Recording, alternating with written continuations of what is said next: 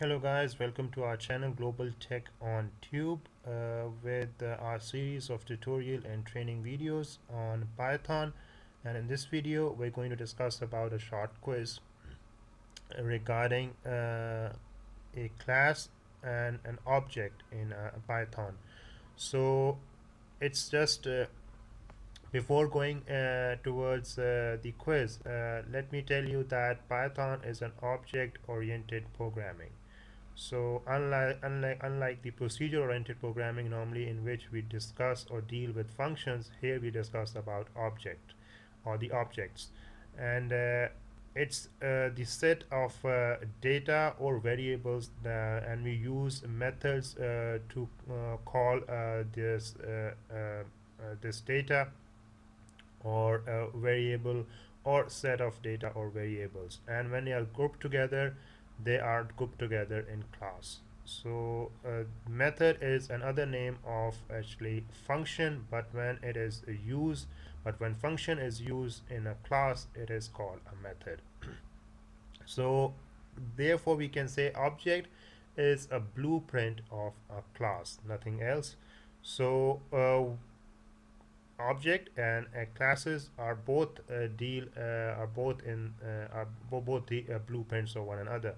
So for the following code, which of the following statement is true? That's the first question.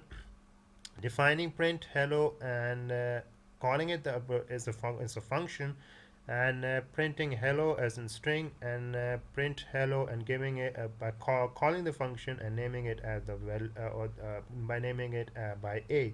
So the first and the third line are same are refer to the same object. Okay, so that the second option would be the correct option.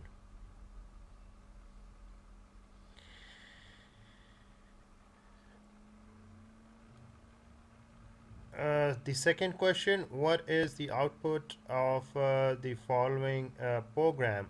Outer function add as global is a is equal to 20. Inner function is defined inside the main function, and the value is 30, and afterwards we have changed the value to 10. By calling the outer function, there is no reason to assign 30 or 10 because inner function has not been called, and we have nothing to do with the value which is called after the main function, unless and until it has been called before a main function. So the outer function, the result would be a is equal to 20.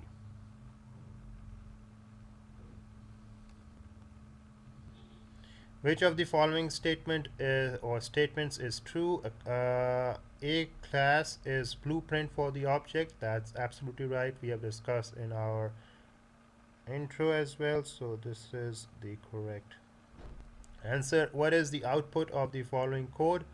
Class is equal to 4 by defining the function print line and with the argument self, and line is equal to Python, and printing out the result of as line.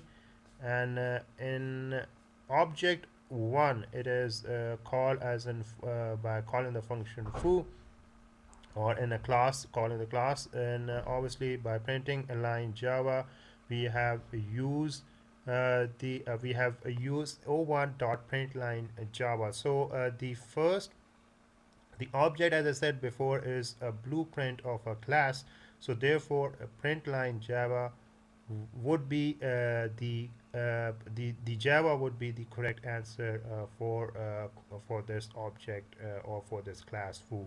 So the method, which is the function defined within that excuse me within that class, obviously it has to be replaced by when it is called again in an object. So it needs to be the same blueprint as that of the object. So the result would be Java only. Okay, what does the init function do in Python? Initializes the class for use. Not exactly. It's not nothing to do with the name initial or int or or init. This function is called when a new object is instantiated. So that would be the correct option. Initializes all the data attributed to 0 when called. No, none of the above. So what is that? The second option is true because whenever the function or a method is called in a class, the line just next to this function would be the use of the argument defined in this function, which is init function. So that is why it is called for that given instant. So the second option would be the correct option. What is the output of the following code? Class is equal to point, defining the method or the function. Init self is equal x is equal to 0, y is equal to 0, self dot x is equal to x plus 1, self dot y is equal to y plus 1, and pointing out just the giving it by name. P1 is equal to point. So there you have seen that yes, in the earlier example when we have defined the function and when we use the dot operator after a printout, normally that why the Java was the result. We don't have to get the result which was earlier defined in the function. And similarly, when we have used self.x, that means it has to be it is by name as well. And also okay, in this question what we are asked to do is, if you a class is derived from two different classes, it's called multi-level inheritance. No, because when a multi-level inheritance is about two same classes, not two different classes. So multiple inheritance, yes, it's a multiple inheritance. Hierarchical inheritance, no. Okay, and the Python inheritance, no. It's all about the multiple inheritance.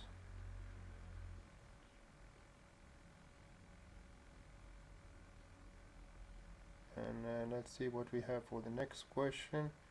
Okay, I have to provide with an sorry.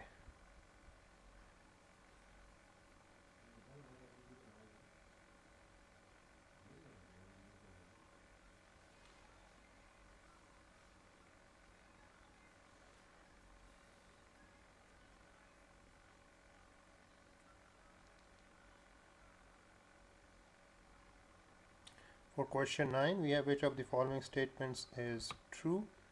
In Python, same operator may behave differently depending upon operands. That's absolutely right. Okay, and you can change the way operators behave in Python. Yes, you can change the way operators behave in Python because you can place the same dot operator or the plus operator in any part of the program, in function, in loops, in method, or in classes. So accordingly, and you can change the result as you require. Special method add is called when a plus operator is used. Yes, it's right. And 1, 2, and 3 are absolutely correct. Okay.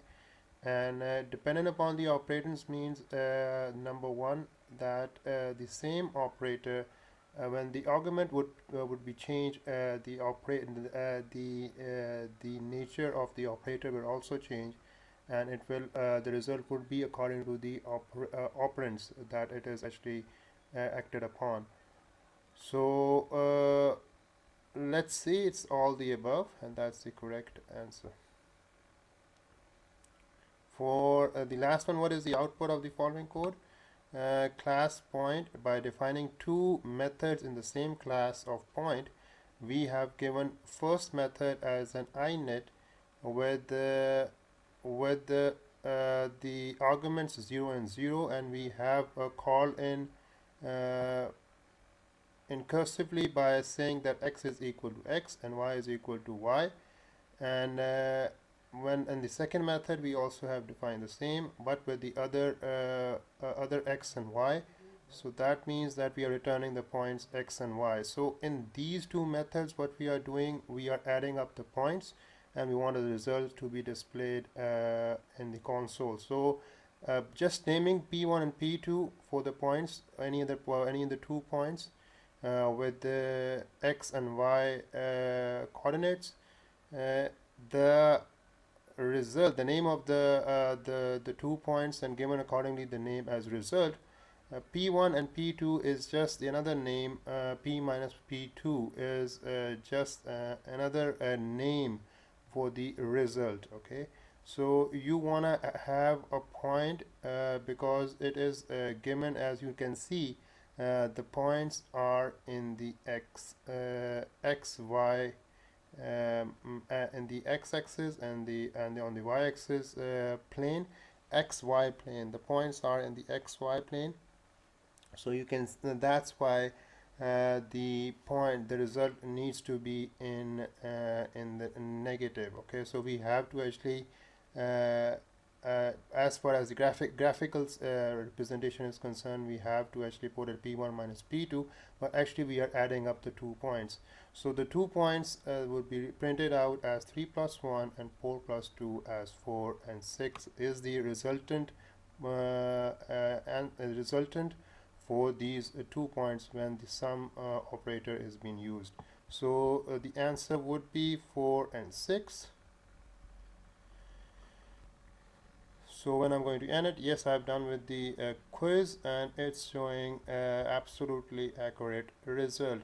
So you can check the same quiz by doing it by yourself. I hope that may help you to actually get a better understanding of object and class.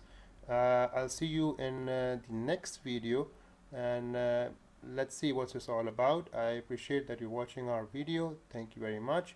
Do subscribe, like, comment, and share accordingly. Take care and have a nice day.